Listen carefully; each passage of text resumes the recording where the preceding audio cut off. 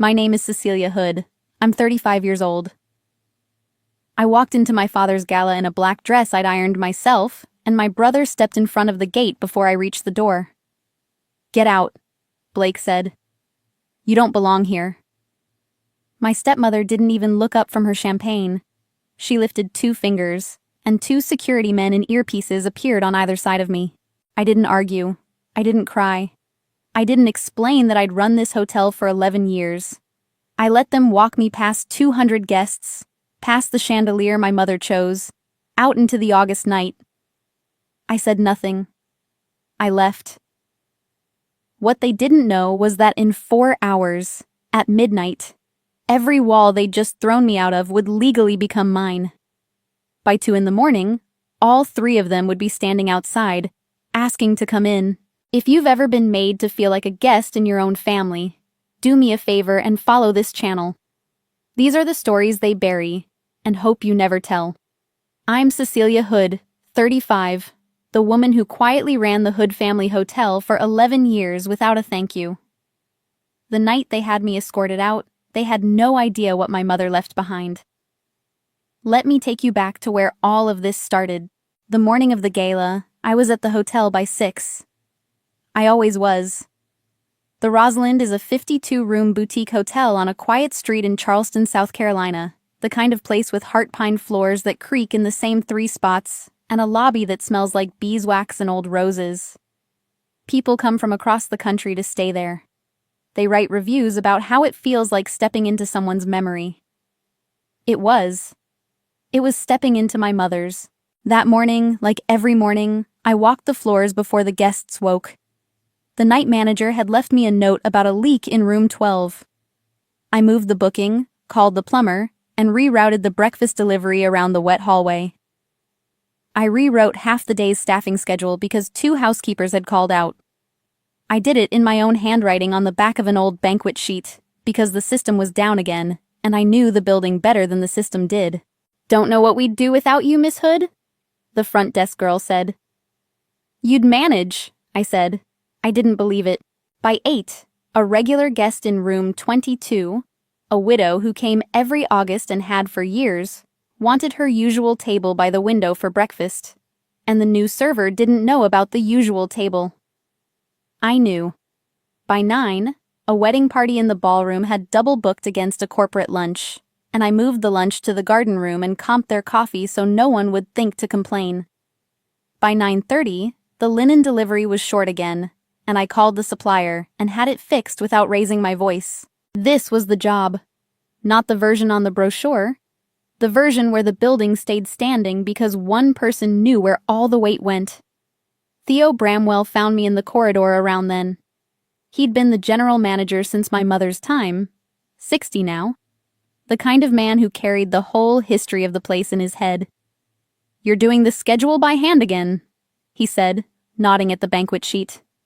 "Systems down. Systems always down." He looked at me a moment. "Your mother did it that way too. Said the building told her things the computer didn't." I didn't know what to say. Nobody talked to me about my mother. I nodded and kept walking the floors. Nobody upstairs knew I did any of this. To my father's world, the hotel ran itself, the way air conditioning runs itself. You only notice it when it stops. Around 10, the new marketing brochures arrived in a glossy stack at the front desk. Hood Hospitality Group, a family legacy. I picked one up. The cover photo was the family on the front steps of the Rosalind. My father, Douglas, in the center, silver-haired, one hand on the brass railing like a captain at the wheel. My stepmother, Cordelia, beside him in cream. Blake on the end, chin up, in a suit that cost more than I made in a month. I looked for myself. I wasn't there. I checked the inside pages. A timeline of the family's vision. A letter from Douglas about what we built. Photographs from 30 years of the hotel's history.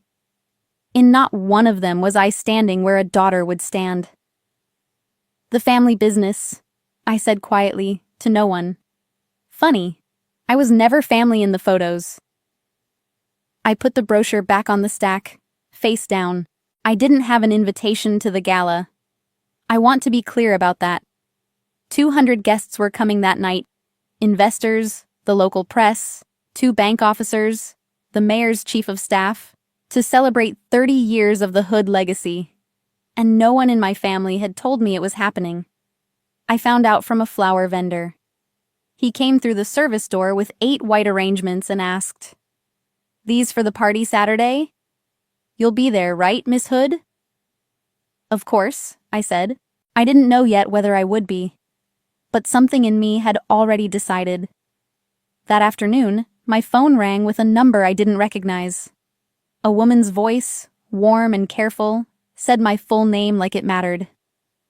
"Cecilia Hood? Speaking. My name is Adele Foster. I was your mother's closest friend. I think it's time you and I talked about what she left you." I stood very still in the linen room, holding the brass key I always wear on a chain. My mother's key. I'd carried it for 30 years without knowing what it opened. "Left me?" I said. "I'll explain everything," Adele said. "But not on the phone. Can you meet me tomorrow? To understand that phone call, you have to understand the light that left my life when I was 5. My mother was Rosalind Hood. She built the Rosalind before I was born, bought a crumbling Charleston Row building with money she'd saved and inherited, and turned it into the hotel that still carries her name. People who knew her then describe her the same way every time. She remembered everyone, and she made the smallest room feel chosen. I remember her in pieces. The smell of her hand cream. The way she'd lift me onto the front desk and let me stamp the guest cards. The lobby chandelier. She picked it herself. Argued with the dealer over it. Hung it like a crown over the room. "This is yours someday," she told me once, holding me up to the light. "All of it. You just have to grow into it." I was 4. I thought she meant the chandelier. She got sick the winter I was 5. I wasn't told much. I was a child. There were hushed rooms and a hospital smell, and then a day when the house was full of people in dark clothes and she wasn't in any of them. I won't describe more than that. Some grief doesn't need detail to be understood. She was there, and then she wasn't, and the light in the lobby kept burning over a room she'd never walk through again. My father grieved the way some men do, by replacing the silence as fast as he could. Cordelia arrived when I was 10. She came with polish and plans, and a son named Blake, a year younger than me, who had already learned to take up the most space in any room he entered. She walked into our home, looked at the photographs of my mother on the walls, and within a season they were gone. "We need to make room, dear," she told me the first time she rearranged the house, "for everyone to feel at home." Making room, it turned out, meant me. I had the big bedroom that looked over the garden. Blake needed it for his things, Cordelia explained, because he was still adjusting. I got the smaller room down the hall. The next year, when Cordelia's mother came to live with us, I got the room at the top of the stairs, the one with the slanted ceiling that had been a sewing room. "You're so easy, Cecilia," my father said, like it was praise. "You never make a fuss." I learned not to. In that house, making a fuss got you noticed, and being noticed got you smaller. So I got quiet. I got useful. I learned where the spare keys were and how the boiler worked, and which step on the back stairs would give you away. I learned the building the way a child learns the body of a parent who is always somewhere else. There was a particular Christmas I think about. I was 12. Blake got a new bike, a computer, a stack of presents that took 20 minutes to open. I got an envelope with a department store gift card and a note in Cordelia's handwriting that said, "For practical things." I remember my father watching Blake ride the bike up and down the driveway and saying, "Look at him go!" with a warmth in his voice I had never once heard pointed at me. I didn't cry. I'd already learned not to. I went up to the room with the slanted ceiling and I took out the brass key. I didn't know yet what it was, only that it had been my mother's. And I held it until I felt steady. That key got me through a lot of nights in that house. By the time I was a teenager, I understood my place. Blake was the future. I was the furniture. At family dinners, the conversation orbited Blake. His schools, his friends, his potential. When I made the honor roll, my father said, "That's nice," and asked Blake about his lacrosse game. When I got into architecture school on a full scholarship, Cordelia smiled and said, "Well, someone has to be practical." I remember the scholarship letter specifically. I'd worked 2 years for it. I put it on the kitchen counter where they'd see it. The next morning it was gone, moved to make room for one of Blake's college brochures, the expensive schools my father was paying full tuition to apply to. I found my letter later in the recycling. I dried it out and kept it. I still have it. I told myself it didn't hurt. That was its own kind of architecture. Building a self that didn't need them.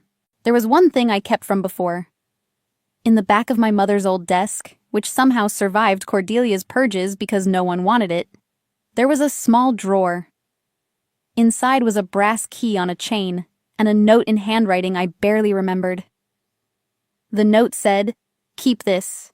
It opens more than you think." And a name, Adele. I was 17 when I found it. I didn't know who Adele was. I put the key around my neck because it was the only thing of my mother's that fit in my hand, and I wore it for 18 years. And then, this past April, the phone rang. And a woman called me by my full name, and everything I thought I understood about my own life turned out to be a story someone else had been telling. If you grew up feeling invisible in your own home, last to be considered, first to be moved aside, tell me in the comments. I read every single one. I left that house at 18 and built a life out of distance. Architecture suited me. It's the discipline of making things stand up. Load paths, tension, the quiet math of holding weight without showing strain. I was good at it. I understood structures that carried more than they appeared to. After school, I worked for a firm downtown, then drifted, the way you do, back toward the only building I'd ever loved. The Rosalind needed a renovation, and the firm sent me to manage it. Walking back into that lobby at 24, under my mother's chandelier, I felt something I hadn't felt in years. Not quite belonging, but near it. My father was running the hotel by then, or his name was on it. He'd appear for ribbon cuttings and investor lunches, charming, silver-haired, the picture of a man who'd built something. The actual running of it fell to whoever was competent enough to do it. That turned out to be me. I never planned to stay, but the place kept needing me, and I kept knowing how. The renovation became a job. The job became a role. By 30, I was director of operations, which is a fancy way of saying I was the person who made sure the building my mother built kept breathing. Holidays were the worst of it. I'd go because not going caused more trouble than going. I'd sit at the end of the table. There was always an end of the table for me. While Cordelia ran the conversation like a hostess managing a difficult event, which I suppose to her it was. She had a gift for triangulation. She could praise Blake and diminish me in the same breath, so smoothly you'd miss it. "Blake's thinking about the development side," she said one Thanksgiving. "He has vision. Cecilia's wonderful with the details, of course. We all have our gifts." Details. 11 years of keeping the lights on. Reduced to details. There was a dinner 2 years ago I keep coming back to. The hotel had just been written up in a national travel magazine. A glowing feature. The kind of press you can't buy. My father read it aloud at the table, beaming, taking the credit in front of a dozen relatives. The piece praised the operations, the seamless guest experience, the attention to detail that made the place feel alive. I had done every bit of that. The systems, the training, the 1,000 invisible decisions the writer fell in love with. My father finished reading and raised his glass. "To the family legacy," he said. Nobody looked at me. I raised my glass with everyone else and drank to my own work being toasted by the man taking credit for it. That was the night I understood that no amount of being useful was ever going to make me visible. Useful and invisible were the same thing to them. They needed me exactly because I'd never asked to be seen. Blake got a title, VP of Development, and an office he used mostly for calls about his boat. I got a parking spot behind the dumpsters. Nobody decided this in a meeting. It was just the gravity of that family, pulling everything toward him and away from me. I told myself I stayed for the building. That was true. But it was also true that some part of me was still 4 years old, being held up to the light, waiting for someone to say all of it was mine. The first crack in the floor came in March. I was working late, doing the quarterly numbers the accountant always sent to Cordelia first, and me second, when I overheard them in the next office. The door was open an inch. They thought the floor was empty. Once the buildings are retitled, it's clean, Cordelia was saying. We just have to get it done before August. And the hotel? Blake's voice. The hotel's the hard one. Your stepfather keeps stalling. But it'll happen. Retitled. Before August. The hotel's the hard one. I sat very still in the dark with a column of numbers in front of me that suddenly didn't add up the way I'd always assumed they did. I didn't know what I'd heard. I only knew it was something. I held my mother's key in my fist until the metal warmed.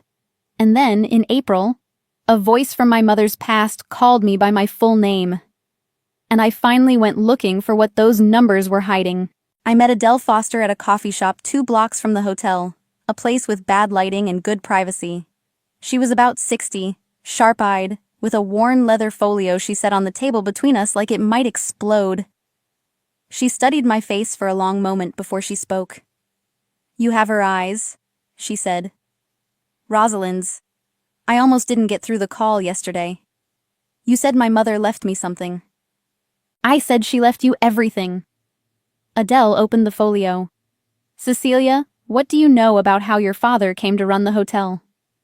He's my father. It's the family business. He's been in charge since my mother died. Adele nodded slowly, the way you nod at someone who's about to lose their footing, and you want to be gentle about it. He's been the caretaker, she said. That's not the same thing. Your father has never owned the Rosalind. He's never owned the 3 commercial buildings on Meeting Street either. Not for one day. The coffee shop noise went far away. Then who does? I asked. You do. Adele turned the folio toward me. Your mother created a living trust in 1993, when you were 3 years old. She placed the hotel and the buildings into it. She named one beneficiary. She paused. You. Sole beneficiary. Full control vesting on your 35th birthday. I looked at the document. My mother's signature was at the bottom. Rosalind Hood, in the same hand as the note in the drawer. I don't understand, I said. How does a person hide something like this for 30 years? He didn't hide it exactly. He just never said it. There's a difference, and the difference is what kept it quiet. Adele folded her hands. You were a child when your mother died. Children don't ask who holds title to commercial real estate. By the time you were old enough to ask, you'd already been taught not to ask anything. He counted on that. Cordelia counted on it more. She named your father acting trustee, Adele went on. Someone to manage the assets until you were old enough. And she named me co-trustee. A second set of eyes. A guardian for the terms. She didn't fully trust him even then. I think she hoped she was wrong. If she died, I said slowly. What happened to the trust? When she passed in 1996, the trust became irrevocable. That's the word that matters, Cecilia. Irrevocable. It means no one can undo it. Not your father. Not a court, absent fraud. Not anyone. The terms are locked exactly as your mother wrote them. I sat with the brass key against my chest, 30 years of weight suddenly meaning something. The key, I said. The note. Keep this. It opens more than you think. Adele's eyes softened. She gave me a matching one. She had a sense of humor about serious things. She used to say the most important doors don't have keyholes. You just have to know they're yours. She reached into the folio and set a second brass key on the table, identical to mine. She wanted you to have something to hold on to until you were ready to hold the rest. Why didn't I know any of this? My voice came out smaller than I wanted, because a living trust doesn't go through probate. It's private. There's no public will reading, no court filing the family gathers around. Your father simply never told you. He let you grow up believing the building you loved belonged to him. He's been managing your inheritance as if it were his own kingdom. She closed the folio. And there's the date. Your control vest's on your 35th birthday. Which is, I said. August 16th, Adele said. This year, 3 weeks from now, the night of the gala, the party I wasn't invited to. The retitling Cordelia wanted done before August. They're trying to move it, I said. I overheard them. Cordelia said the buildings had to be retitled before August. She said the hotel was the hard one. For the first time, Adele's careful warmth sharpened into something else. Something cold and protective and very old. Then we don't have much time, she said. Before you inherit, Cecilia, I think you need to see exactly what they've been doing with your mother's gift. Because I have the right to look. And I don't think you're going to like what's in the books. Here's the part people don't understand about trusts. A co-trustee isn't a guest. A co-trustee has standing, the legal right to see everything. Adele had spent 30 years as a quiet name on a document, watching from a distance, bound by my mother's instruction to protect the terms until I came of age. She'd never had cause to pull the thread. Now she did. We started with the accountings. Every trust is supposed to keep clean books. Money in, money out, all of it for the benefit of the beneficiary. That's the whole point of a fiduciary duty. The trustee doesn't own the assets. He guards them for someone else. He cannot mix them with his own money. He cannot spend them on himself. My father had been doing both for 2 decades. Look here, Adele said, spreading the statements across her dining room table one evening. Trust income. Room revenue, the commercial leases on Meeting Street. It should flow into the trust account and stay there for you. Watch where it goes instead. I followed her finger. Money came into the trust account and left it within days, routed into a personal account. Douglas Marsh, individual. From there it paid for things a trust would never pay for. A boat, Blake's condo, Cordelia's car, country club dues, a vacation home in the mountains that wasn't in any trust at all. He's been living on your inheritance, Adele said, treating it as his personal account. That's not a gray area, Cecilia. That's self-dealing. A trustee who does this can be removed and held personally liable for every dollar. I felt something I hadn't expected. Not rage, not yet. Just a terrible, settling clarity. The parking spot behind the dumpsters, the room at the top of the stairs, the brochure with no daughter in it. It hadn't been carelessness. It had been a strategy. Keep me small, keep me grateful, keep me from ever asking the one question that would end them. Whose name is on it? We worked through the statements for 3 nights running, at Adele's dining room table, building a record. Each evening she'd lay out another year, and another, and the pattern never changed. Trust income in. Personal transfer out. 20 years of it, as regular as a heartbeat. This one, Adele said one night, tapping a line. The mountain house, bought outright cash from the trust reserves. Then deeded to your father and Cordelia personally. They took trust money and used it to buy themselves property in their own names. She made a note. That's not even subtle. A first-year associate could prove that. How much? I asked. Total. Over the years. She did the math twice before she answered. Conservatively? More than $2 million in direct personal benefit. Plus whatever the buildings should have earned for the trust and didn't, because they kept the income. She set down her pen. Cecilia, your mother left you a fortune, and they've been eating it for 20 years. The remarkable thing isn't that they took so much. It's that there's still so much left. Your mother built something that could survive being looted by amateurs. Then we found Cordelia's emails. She was the architect. My father had the title and the charm, but Cordelia ran the scheme, and unlike him, she wrote things down. The accountant copied her on everything, and she'd kept years of instructions in plain text. Move the Meeting Street rents into the operating account before the audit. We need the buildings retitled out of the trust before August. Talk to the lawyer about a transfer. Don't put anything about the hotel in writing. Handle Douglas in person. The last one stopped me cold. Don't put anything about the hotel in writing. They knew. They knew the hotel was the dangerous one, the one with my mother's name on the trust, the one that vested on my birthday. They were racing to strip the buildings out and figure out the hotel later. They can't, though, I said. If it's irrevocable, they can't legally, Adele said. But people who think no one is watching try things that aren't legal. A forged transfer, a backdated document, a signature from a trustee who isn't supposed to have the power. If they'd succeeded before your birthday, you'd have spent years and a fortune in court untangling it.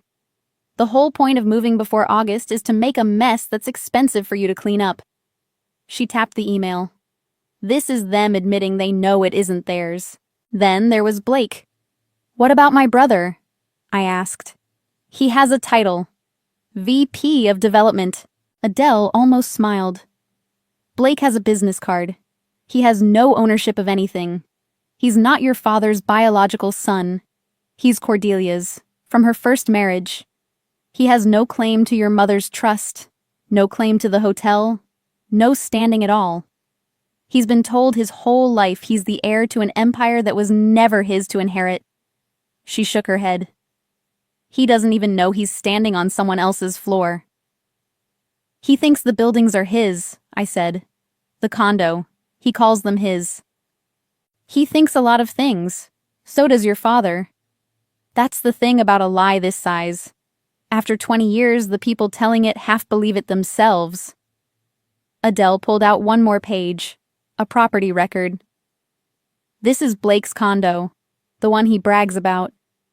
Bought with trust funds, then deeded to him as a gift. Except it was never your father's to gift. It was yours. Every brick of Blake's life was paid for out of your mother's pocket, and nobody ever told either of you. She set it down. When this comes apart, it's going to take his whole idea of himself with it. I won't pretend I feel sorry about that. But you might, and that's all right. It only means your mother raised someone better than the people who raised you after her. She slid one last thing across the table. The original trust document. My mother's folio, the real one. The one Adele had guarded for 30 years. I opened it. And there, tucked behind the legal pages in an envelope with my name on it in my mother's handwriting, was a letter.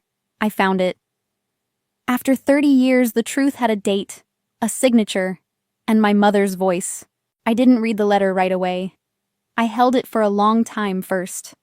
When I finally opened it, I read it 3 times before the words stopped swimming. My Cecilia, it began. If Adele is giving you this, then you're 35, and I'm not there, and I'm so sorry for both of those things. She wrote like she talked, the little I remembered of it. Direct, warm, no wasted words. She wrote that she'd built the hotel from nothing, and that it was the proudest thing she'd done besides me. She wrote that she'd put it in a trust because she'd seen what money does to people, and she wanted to be sure it reached me no matter what. She wrote, and this is the part that took the breath out of me, that she didn't entirely trust Douglas to put me first if she was gone. He loves you, she wrote, but he loves being important more, and I'm afraid of what he'll do with 30 years and no one watching. So I've asked Adele to watch. Grow into it slowly. Don't let anyone tell you it isn't yours. I built this for you. I built all of it for you. There was more. She told me she'd named the hotel after herself not out of vanity, but so that I'd grow up hearing her name spoken with respect every single day, even if she couldn't be there to earn it in person. She told me the chandelier had a story.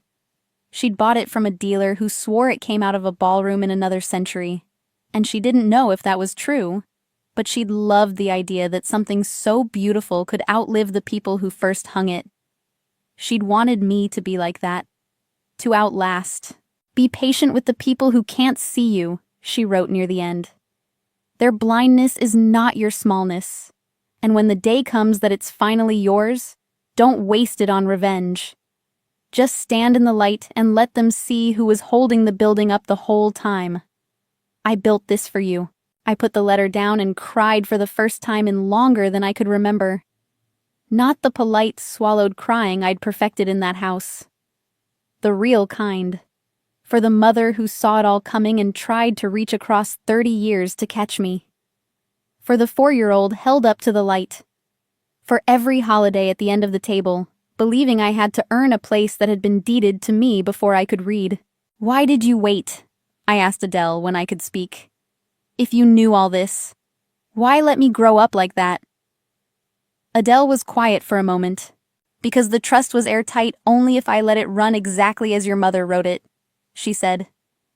My job, the job she gave me, was to protect the terms until they vested. If I'd moved early, made noise, tried to take you out of that house, I'd have started a war I might not have won. Your father had custody, money, lawyers, time. I had a document that didn't fully arm itself until your 35th birthday. She looked at me steadily. I made a hard choice, Cecilia. I let you have a smaller childhood so you could have an unbreakable inheritance. I've hated that choice for 30 years. But if I'd lost, you'd have nothing. This way, you have everything. And in 3 weeks, no one can touch it. I understood then that her patience had been its own kind of love. The slow, unglamorous kind that holds a line for decades and lets itself be misunderstood. Did she know? I asked. My mother, when she set it up. Did she know it would come to this? She knew people, Adele said. She didn't know the specifics. She couldn't have named Cordelia, who hadn't arrived yet. But she knew your father. She told me once, near the end, Douglas will be fine without me. He'll be more than fine. That's what worries me. She wasn't bitter about it. She just saw him clearly. Loving someone and seeing them clearly aren't opposites, Cecilia. Your mother managed both. It's a rare thing. So what do we do? I asked. We do nothing illegal, Adele said. That's the beauty of it. We don't need to. On the morning of August 16th, the trust vests in you completely.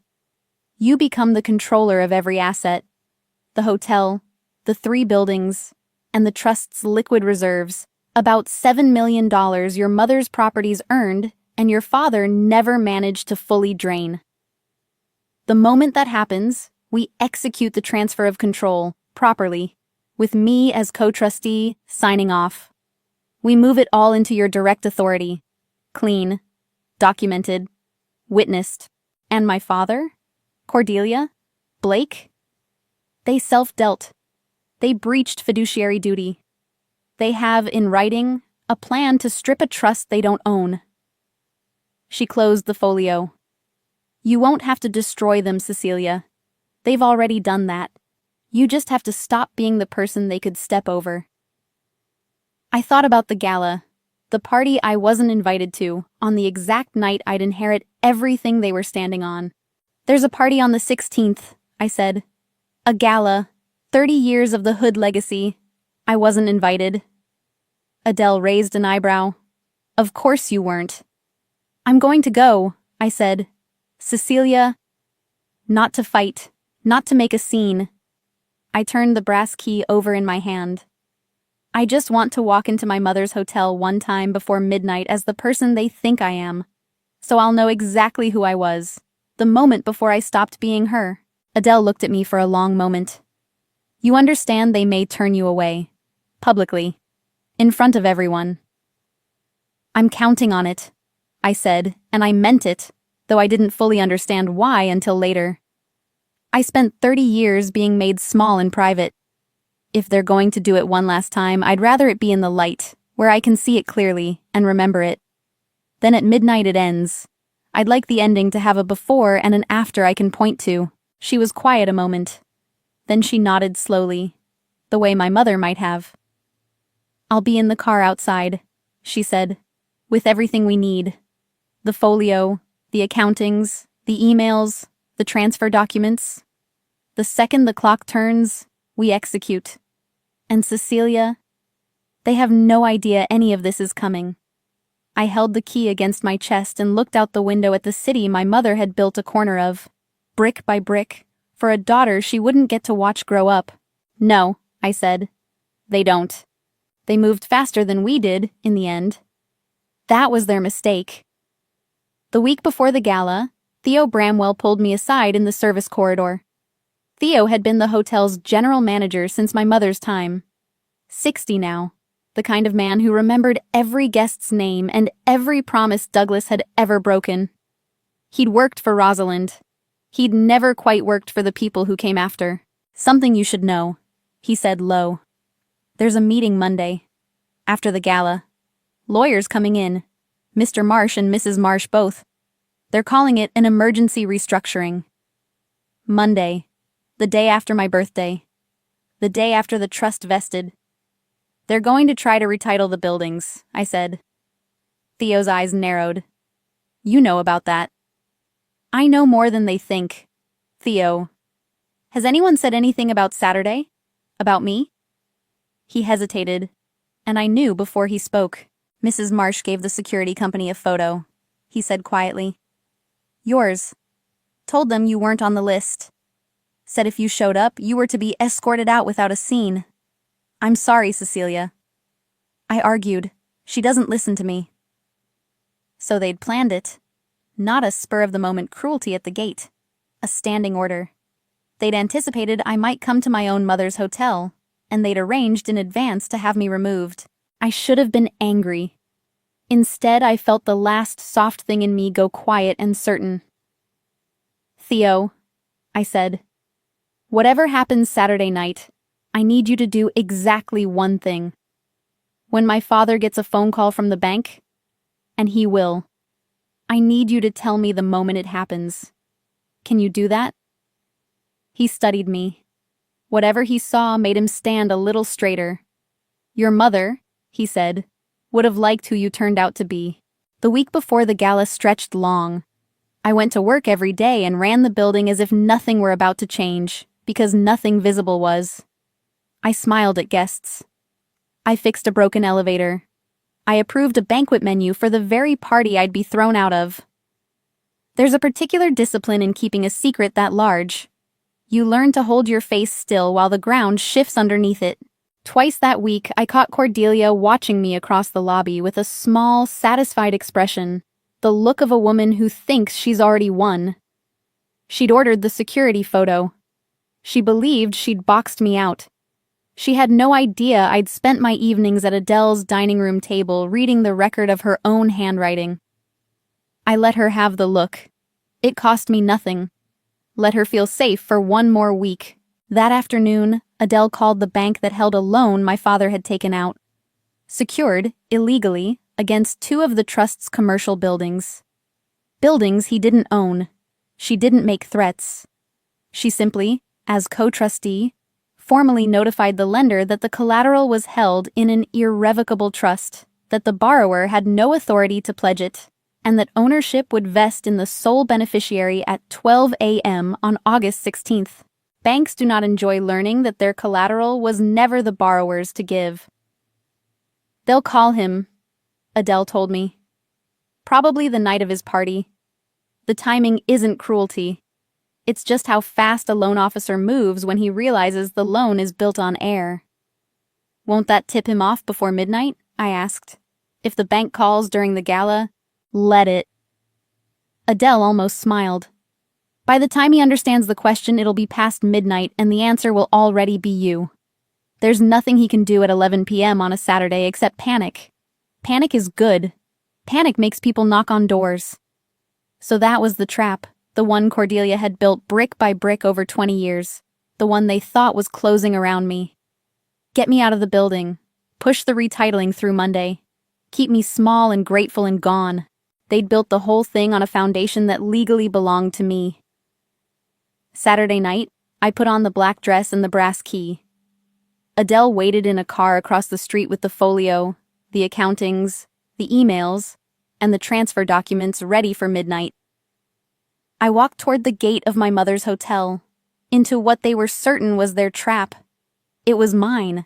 The gala was beautiful. I'll give Cordelia that. White flowers everywhere. The 8 arrangements the vendor had carried through the service door, multiplied into 40. String quartet in the corner. 200 guests in black tie under my mother's chandelier, holding champagne, admiring an empire they believed belonged to the silver-haired man at the center of the room. I stood across the street for a minute before I crossed. Through the tall front windows I could see all of it. The light, the flowers, the people my father was charming. I could see the lobby where my mother used to lift me onto the desk. I'd kept this building alive for 11 years and I'd never once been a guest in it. Tonight I would be, for exactly as long as they let me. I came up the front steps at 1:45. Blake saw me first. He'd been posted near the door like he was guarding something, which I suppose he thought he was. He stepped directly in front of me, blocking the gate, chin up, loud enough for the people nearby to hear. "Get out," he said. "You don't belong here." A few heads turned. I stood very still. "Hello, Blake," I said. "I mean it. This is a private event. Family and investors only." He let the word family land like a slap. "You're not on the list." I looked past him, into the lobby, at the chandelier. "I just wanted to see it," I said. "One more time." "See what? It's a hotel." He almost laughed. "You really thought you'd just walk into Dad's night? After everything?" After everything. He had no idea what everything meant. He thought it meant my being difficult. He didn't know it meant 20 years of his condo being paid for out of my mother's accounts. That was when Cordelia appeared, gliding through the crowd in cream, a glass in her hand. She didn't raise her voice. She never did. She lifted 2 fingers, and 2 men in dark suits and earpieces materialized at my sides. "Cecilia, dear," she said, with a smile for the watching guests. "This really isn't the place. The men will see you out." "Of course," I said. I didn't argue. I didn't cry.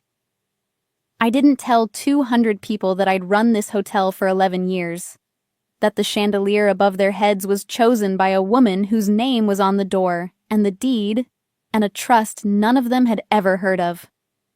I let the 2 men take my elbows, gently, the way you'd remove someone fragile, and I let them walk me back down the front steps, past the white flowers, out through the gate. The crowd watched. Someone laughed. A camera flashed, the local paper, getting a shot of the family's big night, with the unwanted daughter being shown the door in the background. My father saw it. I caught his eye across the lobby as they walked me out. He was straightening his cufflinks. He always did that when something made him uncomfortable. He looked at me for 1 second. Then he turned back to his investors and laughed at something the mayor's aide said. The gate closed behind me. I walked across the street to Adele's car and got in. My hands weren't shaking. I noticed that, distantly, like a fact about someone else. "Well?" Adele said.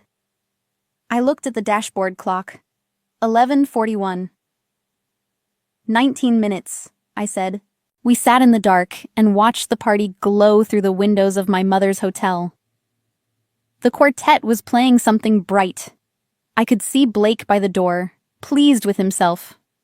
I could see Cordelia working the room.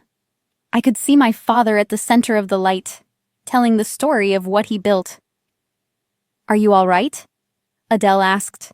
I thought about it honestly. "I've been thrown out of better places," I said, and surprised myself by almost smiling. "No, I haven't. That's the thing. This is the only place I've ever loved, and they just had me carried out of it like a spilled drink. In 19 minutes, Adele said. It's yours, and they're the ones who don't have keys. Tell me again it holds. The whole thing. Tell me they can't undo it tomorrow. It holds. She didn't hesitate. Irrevocable trust, sole beneficiary, vesting at 35. I've read it 1,000 times in 30 years. There's no crack in it. The only thing they could ever have done was move assets out before tonight, quietly, and hope you never found the trail. They didn't move fast enough, and we found the trail. After midnight, there's nothing left to contest. You won't be taking anything, Cecilia. You'll be receiving exactly what your mother already gave you. At 11:59, Adele's phone buzzed. Then mine. Then a confirmation from the bank's overnight desk, and a second from the trust's transfer agent. And a third, timestamped 12 a.m., August 16th. Happy birthday, Cecilia, Adele said quietly. We executed the documents on the hood of the car under a streetlight. Adele signed as co-trustee. I signed as beneficiary, now controller. The hotel. The 3 buildings on Meeting Street. The $7 million in trust reserves my father had never managed to fully drain. All of it moved, properly and finally, into my direct legal authority. It took 11 minutes. By 12:11 a.m. on my 35th birthday, I owned the building they had thrown me out of. At 12:40, my phone lit with a text from Theo inside. The bank just called Mr. Marsh. He's gone white. He's asking who has authority over the buildings. I looked up at the chandelier through the window. It's not over, I said. It's just starting. They came at 2 in the morning. The party had ended badly. Theo told me later that my father had spent the last hour of his own gala on the phone in a back office, that the bank had been blunt, that Cordelia had pulled the accountant aside, and the accountant had gone home early looking sick. By 1 a.m. the guests were gone and the 3 of them were tearing through files, trying to understand how the ground had moved. By 2, they'd traced the transfer to me. And all 3 of them were standing outside the hotel. Outside the door of the owner's suite on the 2nd floor, where I'd quietly checked in at midnight, because it was mine now and I wanted to sleep one night under my mother's roof as its owner. Theo called up. They're in the lobby. They're insisting on coming up. What do you want me to do? Let them up, I said. And Theo? Stay. I want a witness. Adele was already with me. The knock was loud. I opened the door. My father stood in front, still in his tuxedo. Tie loosened, color high. Cordelia behind him in cream gone wrinkled. Blake at the back, looking less certain than he had at the gate 4 hours earlier. There's been a mistake, my father said. He said it the way he said everything, like saying it made it true. Some kind of clerical error. The bank's confused. Buildings have been... There's a fraudulent transfer. We're going to fix it tonight. That was the lie. Right on schedule. Come in, I said. They filed into the suite. I didn't offer them seats. Adele stood by the window with the leather folio. Theo stayed by the door. Cecilia, my father said, gentling now. I don't know what someone's told you, or what you think you've done, but this is family business, and it's complicated. And you need to undo whatever... You're right that it's complicated, I said. Let's make it simple. Adele opened the folio and set the first document on the table. The original trust. My mother's signature. The Rosalind Hood Living Trust, Adele said. Created 1993. Sole beneficiary, Cecilia Hood. Acting trustee, Douglas Marsh. Co-trustee, me. My father glanced at it and waved a hand. That's an old document. It's been superseded. The arrangement changed years ago. It's irrevocable, Adele said. It became irrevocable the day Rosalind died. Nothing has superseded it. Nothing can. You were never the owner, Douglas. You were the caretaker. For 30 years. The word caretaker hit him in a way I'll remember for a long time. His mouth opened, closed. That's not... he started. I set down the second stack. The accountings. Trust income, I said. Routed into your personal account within days of arriving. The boat, the mountain house, Blake's condo, Cordelia's car, country club dues, all paid from money that legally belonged to me, held in trust, that you spent on yourselves for 20 years. My voice stayed level. I'd promised myself it would. That's self-dealing. A trustee who does that can be removed and held personally liable for every dollar. I managed those assets, my father said, louder now.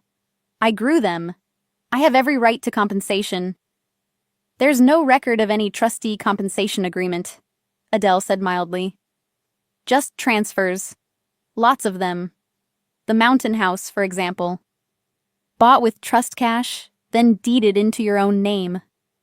Would you like to explain that one to a judge, or shall I? He didn't answer. This is absurd! Cordelia stepped forward, smooth as ever, reaching for control of the room the way she always did. Cecilia, dear, you've gotten hold of some half-truths and a lawyer with a grudge. Your father has worked himself to the bone for this family. You can't seriously believe... I set down the third stack. Her emails. The room went very quiet. Move the meeting street rents before the audit, I read. We need the buildings retitled out of the trust before August. I looked up. Don't put anything about the hotel in writing. Cordelia's face did something I'd never seen it do. The smoothness cracked. Those are taken out of context, she said. This is the context, I said. You knew the hotel was in my mother's trust. You knew it vested to me in August. So you tried to strip the buildings out before my birthday and figure out the hotel later. You wrote it down, Cordelia. You told the accountant not to put the hotel in writing, and then you put everything else in writing. I let that sit. You didn't lose this tonight. You lost it the day you decided you were smarter than a woman who's been dead for 30 years. Silence. The real kind. Theo by the door, very still. Adele at the window. My father staring at the documents like they might rearrange themselves into a different answer. The bank already knows, I added quietly. That's the call you got tonight, Dad. You pledged buildings you don't own as collateral on a loan. The lender found out who actually owns them about 3 hours ago. That wasn't a clerical error. That was the floor giving way. My father sat down then, heavily, in a chair I hadn't offered. He looked older than he had at the center of his gala. And then Cordelia lost control. After everything we did for you, she hissed, the hostess gone entirely, something older and uglier underneath. We fed you, we housed you, we gave you a place in this family when your mother left you nothing but a... She left me everything, I said. You just didn't know where she put it. That stopped her. She stood there with her mouth slightly open, and I watched her run the math she should have run 20 years ago, and come up, finally, with the right answer. Too late. Blake, who had been silent, finally spoke. He sounded young. My buildings, he said. My condo. I'm VP of development. I have ownership. You have a business card, I said, not unkindly, because there was no satisfaction in it. You're Cordelia's son. You're not my father's. You have no blood claim to my mother's trust, and never did. You've been told your whole life you'd inherit an empire. I held his eyes. Nobody told you it was never theirs to give you. Blake turned to his mother. Mom, tell her she's wrong. Cordelia didn't look at him. Mom, she still didn't look at him. And in that silence, Blake got his answer. In 30 seconds, I watched a man realize the floor he'd stood on his entire life had belonged to someone else the whole time, and that the person who'd let him believe otherwise wouldn't even meet his eyes now that it cost her something. My father straightened his cufflinks, then stopped, as if he'd just noticed he was doing it. "What do you want, Cecilia?" he said. Not a question. A surrender. "Here are the terms," I said. "Adele is filing tomorrow to formally remove you as trustee. You'll be replaced by a professional fiduciary, with me as beneficiary in control. You'll account for every dollar taken from the trust over 20 years, and you'll repay it. The boat, the houses, all of it. The buildings, the hotel, the reserves are mine, effective at midnight, fully documented." I paused. "The Monday meeting is cancelled. There's nothing left to retitle. It's done." "And us?" my father asked. "The family?" I looked at the three of them.